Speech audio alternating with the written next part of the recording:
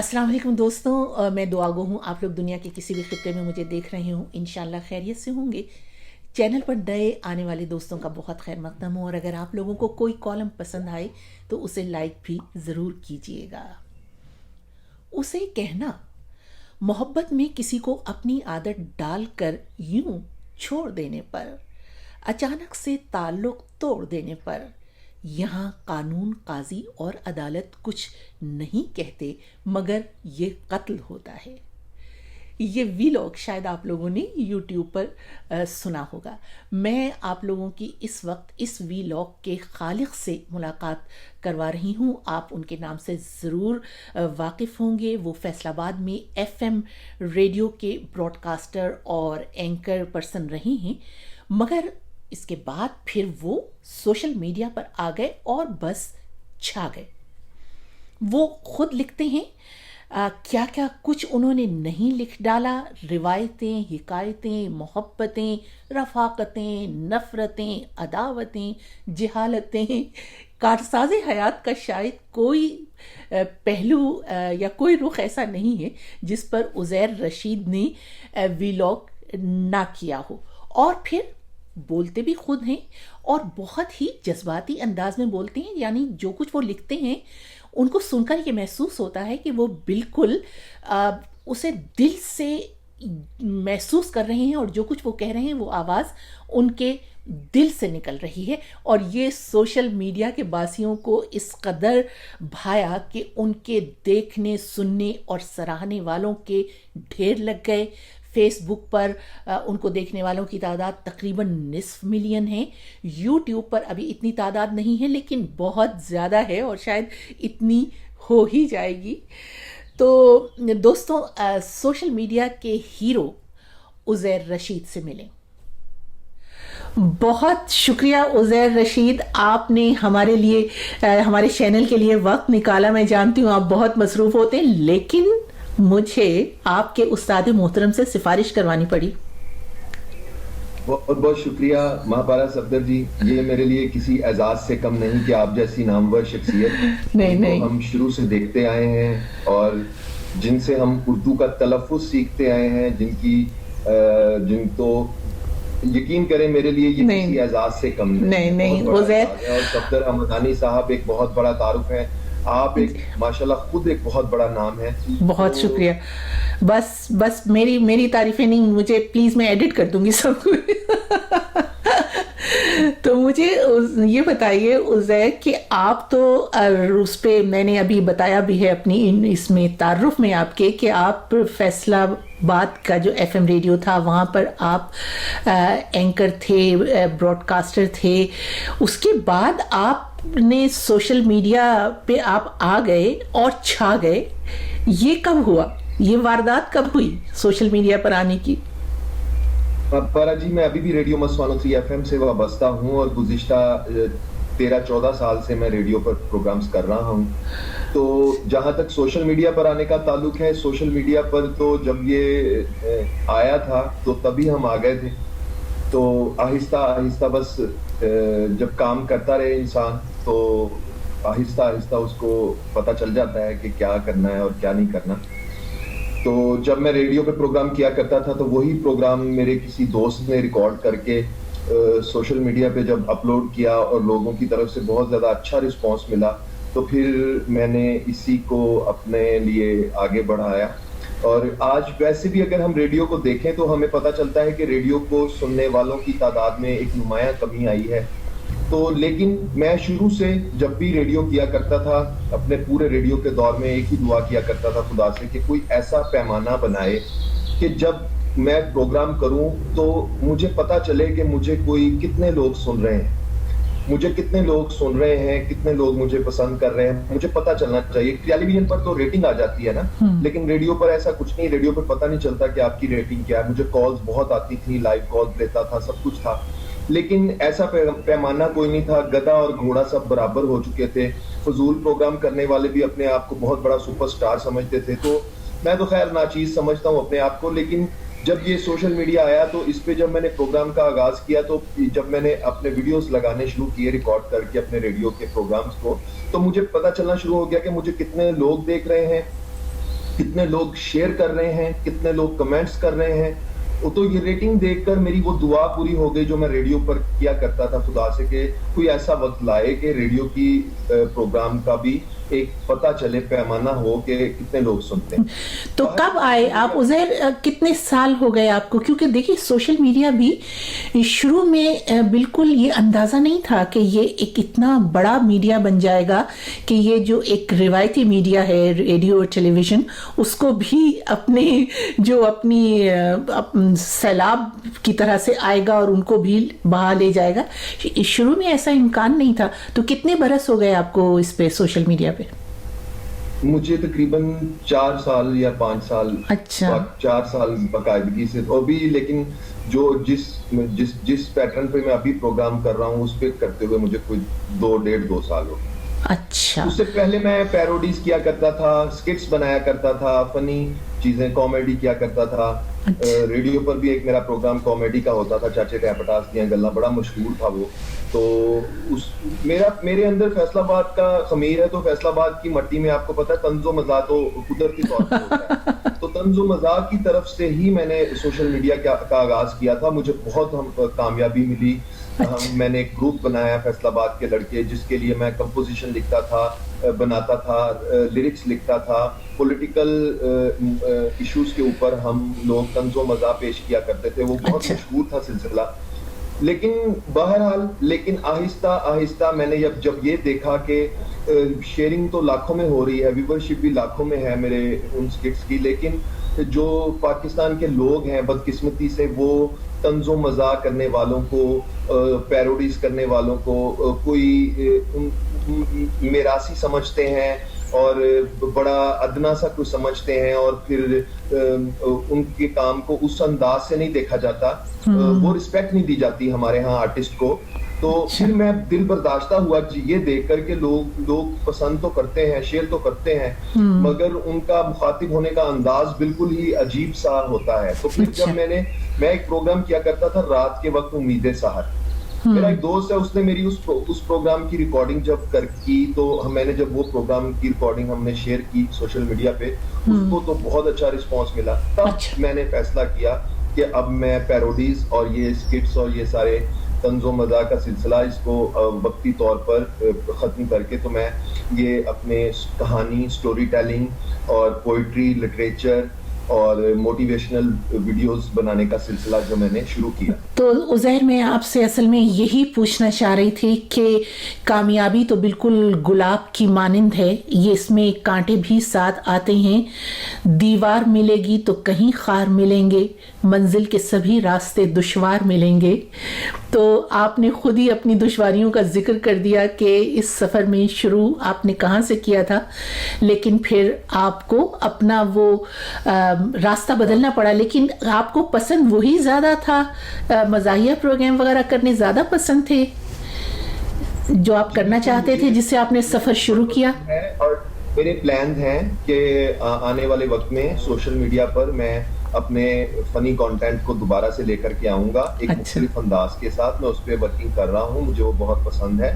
لیکن ایسا نہیں ہے کہ میں جو کام کر رہا ہوں یہ مجھے پسند نہیں ہے, یہ بھی مجھے پسند ہے. اس میں مجھے رسپیکٹ بہت ملی, عزت بہت ملی, لوگوں کی طرف سے پیار بہت ملا, لوگوں کا مجھے دیکھنے کا انداز بدل گیا, ان کا اور ان کی دعائیں, محبت, پیار جو مجھے ملنا شروع ہوا, تو پھر میں تو اس لہر میں بہتا ہی چلا گیا. اچھا, مگر عزیر یہ بتائیے کہ سوشل میڈیا تو ایک طرح سے سمندر ہے, آوازوں کا شور ہے, ایک آندھی ہے کہ جو بھی ہوتا ہے کسی بھی پروفیشن میں ہے یا جس کو 2-4 لفظ بولنے آتے ہیں وہ آ کر سوشل میڈیا پر اس نے بولنا شروع کر دیا, خود کو صحافی کہنا شروع کر دیا, براڈ کاسٹر کہنا شروع کر دیا, اور آندھی سی چل گئی.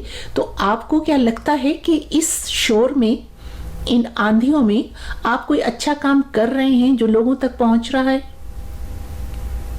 بارہ جی, سب سے پہلی بات تو یہ ہے, ہمارا جو تربیت ہے وہ ریڈیو کی ہے, اور ریڈیو کی تربیت میں تلفظ, ادائیگی, آواز پر کنٹرول اور بہت ساری چیزیں ایسی شامل ہوتی ہیں جو عام لوگ شاید اس کا تصور بھی نہیں کر سکتے, جس چکی میں سے ہم پس کر نکلتے ہیں.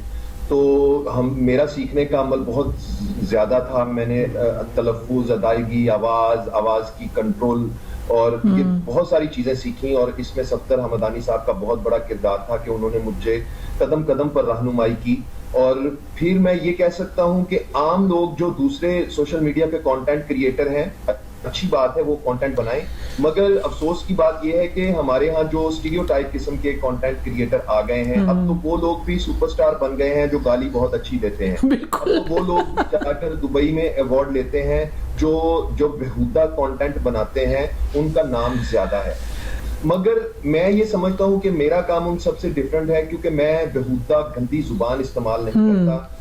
میں اپنے کانٹینٹ میں ہمیشہ کوشش کرتا ہوں کہ جب میری فیملی, کل کو میں رہوں یا نہ رہوں, کل کو میری فیملی, میرے گھر والے جب بھی کوئی میرے پروگرام دیکھیں تو انہیں کبھی ندامت نہ ہو یہ سوچ کر کہ یہ ہمارا بیٹا ہے اور یہ کس قسم کی بےہودہ باتیں کر رہا ہے. تو آج بےہودہ باتیں کرنے والوں کے ملینز میں فالوورز ہیں, ان کا کانٹینٹ پسند کیا جاتا ہے.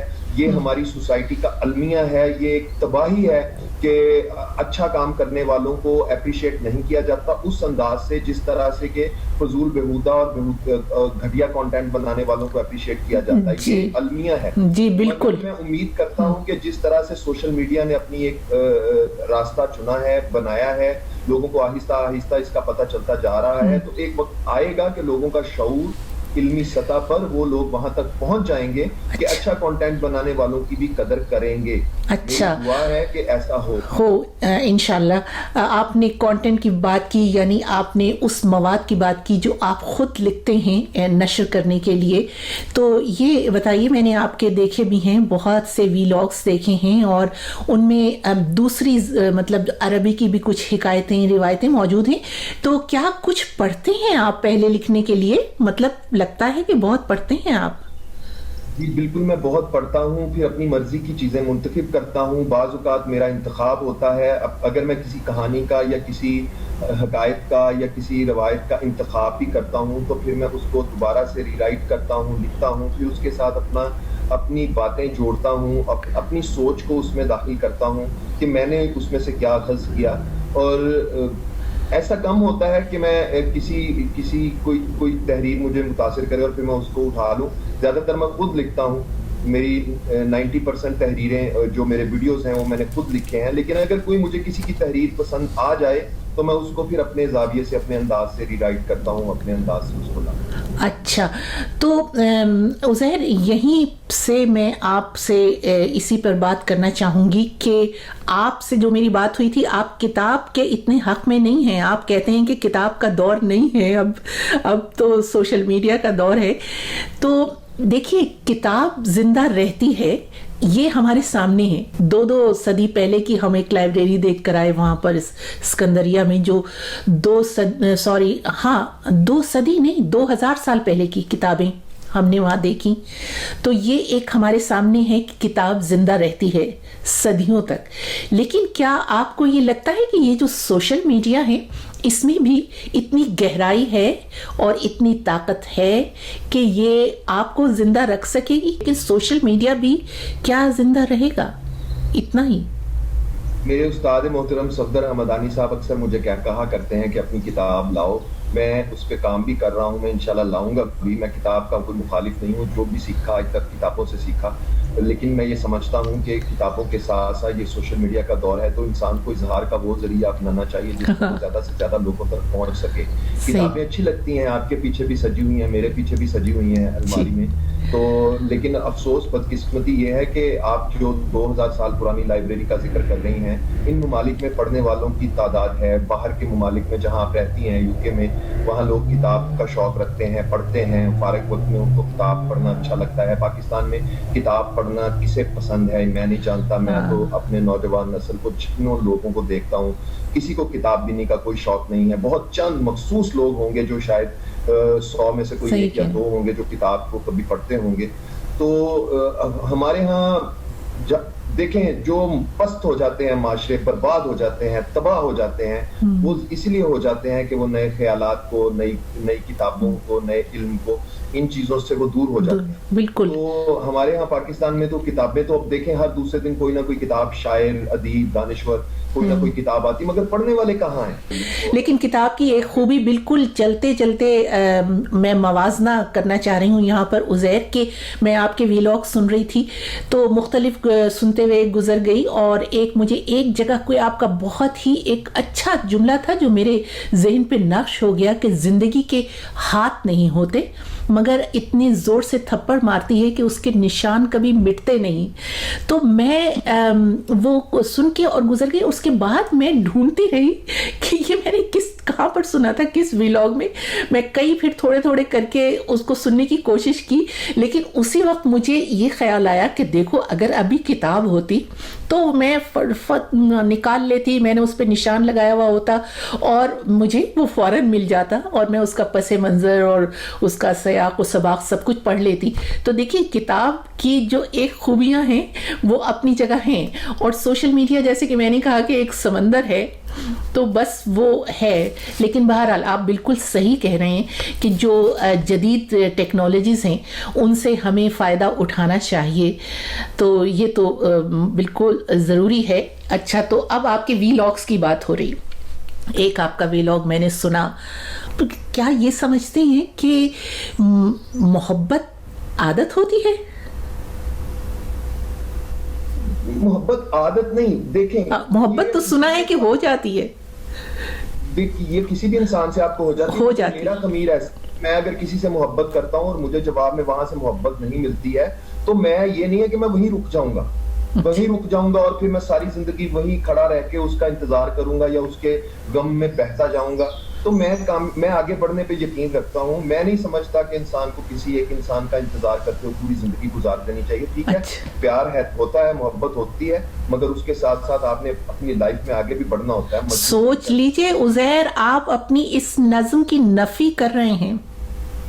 سوچ لیجئے اس نظم کی خود ہی نفی کر رہے ہیں جو کچھ آپ کہہ رہے ہیں. کیونکہ شاعر یا ادیب یا دانشور یا لکھاری جو لکھتا ہے ضروری نہیں ہے کہ وہ اس کے اوپر بیتتی ہے، وہ دوسروں کے اوپر گزرنے والے سانحات ہوتے ہیں ان کو بھی اخذ کر کے وہ آپ کو اپنے خیالات کو باہر لا رہا ہوتا ہے. تو انسان یہ نہیں ہوتا کہ میں خود پہ میرے پہ گزر رہی ہے. میں تو شکر الحمدللہ، بہت اللہ کا بڑا احسان ہے مجھ پہ، میں بڑی اچھی زندگی میں گزار رہا ہوں. میں نے اپنی مرضی سے زندگی گزاری ہے. ٹھیک ہے، محبت سب سے کرتا ہوں، انسانوں سے بھی کرتا ہوں، ہر مخلوق سے محبت کرتا ہوں، جان حاضر ہے محبت کے لیے، مگر اس کا مطلب یہ نہیں ہے کہ کوئی محبت کا لارا لگا کر میری زندگی برباد کر جائے. میں ایک جگہ رکوں. اچھا عزیر، اب محبت کرنے والے تو ڈریں گے اور سوچیں گے کہ کرنی چاہیے یا نہیں. ڈاک کر یوں چھوڑ دینے پر یہاں قانون، قاضی اور عدالت کچھ نہیں کہتے، مگر یہ قتل ہوتا ہے. تو میں یہ کہہ رہا ہوں کہ جو لوگ محبت میں کسی کو مبتلا کر کے، اپنی عادت ڈال کے، کسی کو اپنا اسیر کر کے، اپنے دام الفت میں الجھا کر جب اسے اچانک سے بغیر کسی وجہ کے چھوڑ کے چلے جاتے ہیں تو یہ اس انسان کی شخصیت کا تو تباہ و برباد کر دینے کے مترادف ہے. لیکن عزیر، اب آپ ایک ویلاگ اس پر بھی کیجئے کہ محبت کا معنی جو ہیں وہ اتنے ان کو بالکل ہی ایک بہت ہی تنگ نظری سے دیکھنے کی ضرورت نہیں. یہ مرد اور عورت کی محبت نہیں، محبت تو بہت ہی ایک وسیع لفظ ہے. آپ انسانیت سے محبت کیجئے، انسانوں سے کیجئے، اپنے معاشرے سے کیجئے، اپنی قوم سے کیجئے. محبت یہ کوئی صرف وہ لڑکے لڑکی والی محبت نہیں ہوتی، یہ تو بہت محبت تو ہمارے دین کی اساس ہے. تو اس پہ بھی مجھے امید ہے آپ اس پہ قلم اٹھائیں گے کہ یہ دو دلوں کی ٹوٹنے کی یہ سب فلمی کہانیاں ہیں، لیکن اصل میں حقیقت میں تو اگر آپ محبت کرنے والے انسان ہیں تو بہت آپ کو یہ ایک اچھا انسان بنائے گی. بالکل. تو جب ہمارے ہاں پابندیاں اتنی زیادہ ہیں تو ان پابندیوں کی شدت کی وجہ سے یہاں فلمی سٹوریز اس طرح کی زیادہ بنتی ہیں اور اس طرح کے درد لوگ پالتے بات ہے. تو عزیر کچھ ہمیں بھی کلیہ بتائیے اتنی مقبولیت کا، اور اس سے میرا مطلب یہ ہے کہ جو نئے بچے اس طرف آنا چاہتے ہیں، نوجوان لڑکے اور لڑکیاں، ان کے لیے بھی آپ میرا خیال ہے ایک اچھی مثال بن سکتے ہیں. اچھی زبان اور اچھا مواد جو کچھ آپ پڑھتے ہیں اور اچھے اس کا نشر کرنے کا اچھا انداز. تو نئی نسل کو آپ کو ایک طرح سے دیکھنا چاہیے آپ کی طرف. نئی نسل کہاں میری طرف دیکھتی ہے یا نہیں دیکھتی ہے، میں نے کبھی ایسا سوچا نہیں ہے کہ میں نئی نسل کو اپنی طرف دیکھنے پر راغب کروں. میں صرف اپنا کام کرتا ہوں. یہ نہیں سوچتا کہ نئی نسل، مجھے پتا ہے نئی نسل کدھر دیکھ رہی ہے، نئی نسل میں کیا پرابلمز ہیں اور کن پرابلمز کی، کن تنگیوں اور تکلیفوں اور مصیبتوں اور تنگ نظری اور ذہنی پسماندگی کا شکار معاشرے جو ہوتے ہیں، وہاں نئی نسلیں کون سے گرداب میں جا کے پھنس جاتی ہیں. میں اس کا ادراک کرتا ہوں. مجھے بالکل ایسی کوئی چاہ نہیں ہے کہ نئی نسل میری طرف دیکھے، مگر میں اپنا کام کرتا رہوں گا اور اپنے کام میں ایسی چیزیں کرنے کی کوشش کروں گا کہ اگر کوئی دیکھے تو اسے اس میں کوئی اچھی سیکھنے کی چیز ضرور مل سکے. تو ہماری نئی نسل تو بھی یہ ٹک ٹاک جنریشن ہے، یہ ابھی دھکے کھا لے، یہ ابھی شہرت کے نشے میں مبتلا ہے، شہرت حاصل کرنے کے لیے کسی بھی حد تک جانے کی سے دریغ نہیں کر رہی ہے. تو شہرت نہ بھی ہو، عزت ہو، یہ انمول چیز ہے، مگر اگر شہرت ہو تو یہ خدا کی نعمت ہے، لیکن اسے بہودہ طریقے سے حاصل نہیں کرنا چاہیے.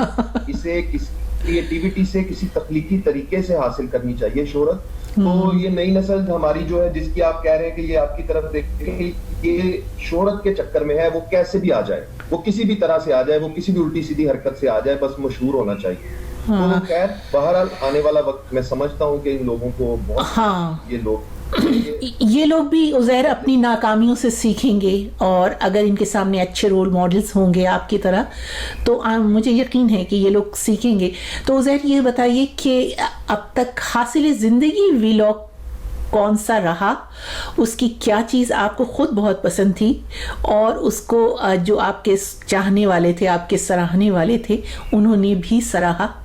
کوئی ایسا آپ کو کسی کا رد عمل ملا ہو جو آپ کو بہت اچھا لگا ہو اور آپ کو لگا ہو کہ میری بس محنت جو ہے وہ سوارت ہو گئی آج؟ مہاپارا جی، ہزاروں کی تعداد میں مجھے کمنٹس ملتے ہیں فیس بک کے اوپر، میرے میسیجز آتے ہیں، مجھے پیغامات ملتے ہیں، مختلف کانٹینٹ میرے واٹس ایپ پہ وائرل ہو چکے ہیں جن کی تعداد بہت زیادہ ہے.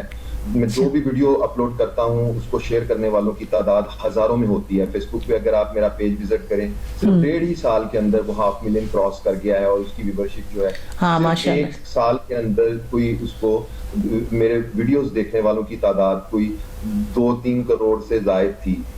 تو میرا صرف ایک ویڈیو جو ہے وہ 11 ملین لوگوں تک پہنچا جو میرے پیج پہ لگا ہوا ہے. اسی طرح میں نے ایک ویڈیو بنایا تھا، بارش کے دنوں میں قبرستان کا چکر لگایا کرو، وہاں وہ لوگ دفن ہیں جو ذرا سی بجلی چمکنے پہ تمہیں اپنی سینے سے لگا لیا کرتے تھے، وہاں وہ لوگ دفن ہیں جو اپنے پاؤں پر تمہارے پاؤں رکھ کر تمہیں چلنا سکھایا کرتے تھے. تو کبھی ان لوگوں کی سنگت میں جا کر بیٹھا کرو. تو جب میں نے یہ ویڈیو بنایا تھا، میرے والد صاحب حیات تھے، میں نے شاید ان لفظوں کو لکھا تو تھا، اس طرح سے محسوس نہیں کیا تھا، مگر اس ویڈیو کو بنانے کے یہ بہت وائرل ہو گیا ویڈیو، اور ملینز میں اس کی ریٹنگ چلی گئی، اس کی شیئرنگ چلی گئی. تو جب میرے والد کی انتقال ہوا تو پھر جب میں قبرستان میں جاتا ہوں بارش کے دنوں میں، جب بارش ہوتی ہے تو مجھے اپنی یہ بات یاد آتی ہے، تو میں قبرستان میں جا کے بارش میں ان کی قبر پہ بیٹھ جاتا ہوں. تو یہ جملے میرے ذہن میں چلنا شروع ہو جاتے ہیں کہ وہاں وہ لوگ دفن ہیں. تو یہ بہت کانٹینٹ میرا پسند کیا گیا. اچھا، اسی طرح اور بہت سارے ہیں. اگر میں یہ دیکھوں گا کہ وہ کیا پسند کرتے ہیں، میں وہ بناؤں جو وہ پسند کرتے ہیں، وہ نہ بناؤں جو وہ پسند نہیں کرتے، تو میں اپنی پسند کو کے لیے اپنے لیے کہ پھر میں نے کیا کیا. تو انسان کو وہ ضرور کرنا چاہیے جو اسے پسند ہو. ٹھیک ہے، اگر وہ پسند لوگوں کی پسند بن جائے تو بہت اچھی بات ہے، مگر اگر آپ کی پسند لوگوں کی پسند نہیں بنتی ہے تو آپ کو اپنی پسند بدلنے کی ضرورت نہیں ہے. بالکل بہت صحیح بات ہے. بالکل بالکل. یہ جو آپ کے استاد محترم ہیں ان کی بھی بالکل یہی رائے ہے. مجھے لگتا ہے انہوں نے کافی اثر آپ پر ڈال چکے ہیں. جی بالکل، بہت زیادہ اثر ہے مجھ پہ. میں چاہتا ہوں کہ خدا ان کا اثر مجھ پہ ہمیشہ قائم اور دائم رکھے. کہ آج بھی جب میں کسی لفظ پہ پھنس جاتا ہوں تو میں پھر صفدر صاحب سے میسج کر کے پوچھتا ہوں سر اس کو کیسے ادا کرنا ہے, اس لفظ کی پروننسیشن کیا ہے, وہ مجھے بتاتے ہیں اور میرے لیے ان کا کہا حرف آخر بن جاتا ہے, کیونکہ میں سمجھتا ہوں کہ وہ ایک سند کی حیثیت رکھتا ہے. جی عزیر, یہ جو عزیر رشید نامی جو مسافر ہے, اس کی منزل کہاں ہے, کب تک چلتے رہنا ہے, اہداف کیا ہیں؟ بڑی ہی کٹھن کہانی ہے یہ عزیر رشید نامی جو شخص ہے. یہ بہت ساری مصیبتوں, تکلیفوں, پریشانیوں میں سے گزر کر یہ عزیر رشید نامی شخص اب یہاں تک پہنچا ہے. ایک درد و علم کی ایک نہ ختم ہونے والی کہانی ہے. اور خاص طور پہ تب جب شعور نے کام کرنا شروع کیا اور پتہ چلا کہ میں جس جگہ میں رہتا ہوں, جس ملک میں رہتا ہوں, وہاں اظہار کرنے پر پابندی ہے, وہاں بولنے پر پابندی ہے, وہاں میں یہ کہہ سکتا ہوں, یہ میں نہیں کہہ سکتا, وہاں میں اپنی یہ بات کہوں گا تو لوگ میری بات سننے کے لیے تیار نہیں ہوں گے. جہاں دلیل اور منطق کی کوئی ویلیو نہیں ہے, جہاں علم اور دلیل کو لوگ پاؤں کی جوتی پہ کے برابر رکھتے ہیں, اور لوگ ایک من گھڑت اور جو ایک ان کے اپنے نظریات ہیں, ان نظریات کے خلاف بات سننا پسند نہیں کرتے. اگر آپ ان کے نظریات کے خلاف بات کریں گے تو وہ آپ کی جان تک لینے پہ آ جاتے ہیں. تو ایک ایسے سخت معاشرے میں, ایک ایسے سخت ملک میں آپ سوچ سکتی ہیں کہ ایک شخص جو تھوڑا بہت لکھنے اور شعوری طور پہ تھوڑا بہت بالغ ہو جائے وہ کس قدر اذیت میں رہتا ہوگا. تو ریڈیو والے تو ویسے ہی آپ کو پتا ہے اذیت میں رہتے ہیں, کیونکہ ان کو تو آپ ریڈیو پہ وہ کام کرتے ہیں تو ان کو کام کرنے کا نہ معاوضہ ملتا ہے, نہ پیسے ملتے ہیں, بیچارے ہینڈ ٹو ماؤتھ زندگی گزارتے ہیں. تو میں تو انہی لوگوں میں میرا شمار ہے. تو میں نے اپنی زندگی میں بہت سے مسائل دیکھے ہیں ماپارا جی, غربت بھی دیکھی ہے اور کیا خوب کمال کی دیکھی ہے, مگر کبھی زندگی میں ہاتھ نہیں پھیلایا اور ہمیشہ کوشش کی ہے کہ اپنے آپ کو ایسا بنا کر رکھا جائے کہ لوگ آپ کو دیکھ کر وہ سمجھ نہ پائیں کہ آپ کے اندر کیا چل رہا ہے. تو لوگ میرے چہرے پہ جو مسکراہٹ دیکھتے ہیں یا میری باتوں میں بہت ان کو ایک گہرائی نظر آتی ہے, تو اس گہرائی کے پیچھے ایک سوز ہے, ایک درد ہے, ایک تکلیف ہے, ایک کہانی ہے. ایک ایسا آج بھی ایسے موضوعات ہیں مہاپارا جی جن موضوعات پہ میں جن پہ میری اسپیشلٹی ہے, جن پہ میں نے بہت ورک کیا ہوا ہے, جن پہ میری بہت محنت ہے, گرپ ہے, مگر میں ان کو پریزنٹ نہیں کر سکتا لوگوں کے سامنے, اس سوچ کو لوگوں کو بیان نہیں کر سکتا. بالکل یہ کہ لوگ اختلاف رائے, یہاں اختلاف رائے کا مطلب گالی ہے, دوسرے نمبر پہ گولی ہے. بالکل. تو میرے استاد کہا کرتے ہیں عزیر, گالی اور گولی سے ایک گولی کھا کر کسی جاہل کے ہاتھ سے گولی کھانے سے اچھا ہے کہ خاموشی اختیار کر لی جائے. خاموشی خود ایک بہت بڑی نعمت ہے. خاموشی ہتھیار ہے ان لوگوں کا جو جہل کے خلاف استعمال کیا جاتا ہے, بہت بڑا ہتھیار ہے, ایک ویپن ہے. تو میں خاموش رہتا ہوں. جو کچھ آپ نے کہہ دیا اس میں وہ سب کچھ چھپا ہوا ہے جو آپ نہیں کہہ سکتے. تو عزیر, آپ سے یہ تو نہیں ہو سکتا کہ میں آپ سے کچھ فرمائش نہ کروں, ہمیں کچھ سنانا تو آپ کو پڑے گا. جی میں اپنی ایک نظم سناتا ہوں, لیکن اس کو سن کر پھر مجھے جج مت کیجیے گا کہ عزیر آپ تو اپنی یہ تو آپ پھر یہ مت سوچیے گا کہ سوال کر دیجیے گا کہ گمے جانا ہے. میری نظم ہے, اس کا عنوان ہے یہ تلاش ہی تو نجات ہے. وہی دشت ہے میرا ہم سفر, وہی راستے میرے سامنے, جہاں چلتے چلتے ہزاروں لاکھوں کروڑوں لوگ مرے ہوئے میرے راستے میں پڑے ہوئے میری واپسی کے ہیں منتظر. وہی دشت ہے میرا ہم سفر, وہی راستے میرے سامنے, جہاں چلتے چلتے ہزاروں لاکھوں کروڑوں لوگ مرے ہوئے میرے راستے میں پڑے ہوئے میری واپسی کے ہیں منتظر. مجھے اس سفر کے خروج پر وہاں ان سے ملنا ضرور ہے جو نکل کے قید بدن سے اب میرے آس پاس کھڑے ہوئے میری زندگی سے ڈرے ہوئے مجھے روز کہتے ہیں لوٹ آ. مجھے اس سفر کے خروج پر وہاں ان سے ملنا ضرور ہے جو نکل کے قید بدن سے اب میرے آس پاس کھڑے ہوئے میری زندگی سے ڈرے ہوئے مجھے روز کہتے ہیں لوٹ آ. میں محبتوں کے محاذ پر وہاں تم سے ملنے کی آس پر یہاں مبتلا عذاب ہوں. میں محبتوں کے محاذ پر وہاں تم سے ملنے کی آس پر، یہاں مبتلا عذاب ہوں ابھی منتظر ہوں نجات کا، وہ جو تم نے مجھ سے کہی کبھی اسی تم سے ملنے کی بات کا، کبھی موت عشق سے کہہ اٹھے میری بات سن میرے پاس آ، مجھے صرف تیری تلاش ہے۔ واہ، بہت اچھی نظم ہے کہ مجھے صرف تیری تلاش ہے، اور اس کے بہت معنی ہیں۔ بس عزیر میں آپ کو یہ کہہ دوں کہ آپ ماشاءاللہ سے جو میرے بالکل سچی رائے ہے کہ آپ سوشل میڈیا کے شاہ رخ خان ہیں۔ آپ کی شکل بھی ملتی ہے، آپ کی شکل بھی ملتی ہے، بہت منکسر المزاج ہیں آپ، اور بہت کام کرتے ہیں، دن رات آپ کام کرتے ہیں۔ میں اس لیے کہہ رہی ہوں کہ میں ایک مرتبہ اپنے یہاں پر بی بی سی میں شاہ رخ خان سے ملے ہوں۔ یہ تو وہ ان کے بہت انٹرویوز میں وہ کہہ چکے ہیں کہ وہ ورک ہالک ہیں، وہ بہت کام کرتے ہیں، بہت کام کرتے ہیں۔